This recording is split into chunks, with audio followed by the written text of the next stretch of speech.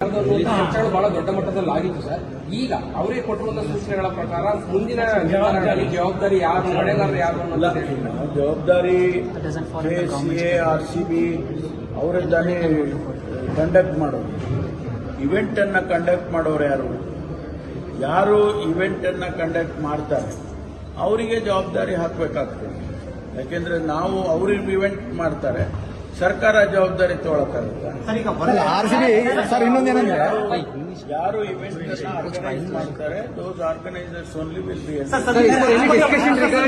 ಕೊಟ್ಟ ಬಳಿಕ ಇವತ್ತು ಮೀಟಿಂಗ್ ಆದ ಬಳಿಕ ನಿಮಗೆ ಅಲ್ಲಿ ಮ್ಯಾಚ್ ಆಡಿಸಬಹುದು ಅನುಕೂಲಕರವಾಗಿದೆ ಅಂತ ಅನ್ಸುತ್ತೆ ಸರ್ ನಿಮ್ಗೇನಾದ್ರೂ? ಅವರು ಎಕ್ಸ್ಪ್ಲೈನ್ ಮಾಡಿದ್ದಾರೆ, ಅದನ್ನು ನಾನು ಕ್ಯಾಬಿನೆಟ್ಗೆ ಎಕ್ಸ್ಪ್ಲೈನ್, ಯಾಕಂದ್ರೆ ಕ್ಯಾಬಿನೆಟ್ ನನಗೆ ಆಥರೈಸ್ ಮಾಡಿದ್ರು.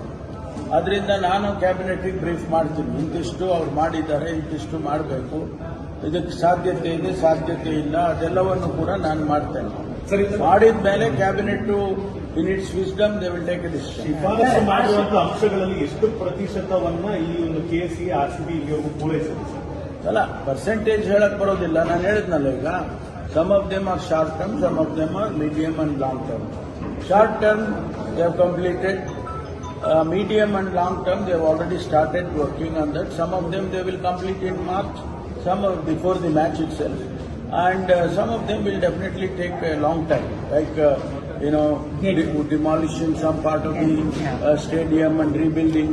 Those kind of things definitely will take at least 6 to 8 months or 1 year. And those are the things which are not so much required for the match. But sir, RCB management, has they given any deadline saying if these kind of infrastructural issues, if it gets addressed by this, we can as a management also think about it? Any deadline. It is their deadline. BCCI may have given a deadline to RCB. Yeah. Not to us.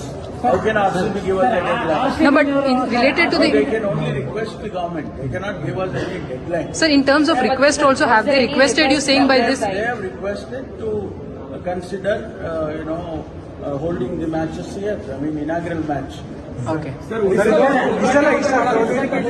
ಇಷ್ಟೆಲ್ಲ ಆದ್ಮೇಲೆ ಇಷ್ಟೆಲ್ಲ ಡೆವಲಪ್ಮೆಂಟ್ಗಳು ಆದ್ಮೇಲೆ ಮ್ಯಾಚ್ಗೆ ಅನುಮತಿ ಕೊಡೋದ್ರ ಬಗ್ಗೆ ಸರ್ಕಾರ ಎಷ್ಟು ಆಸಕ್ತಿಯನ್ನು ವ್ಯಕ್ತಪಡಿಸುತ್ತೆ?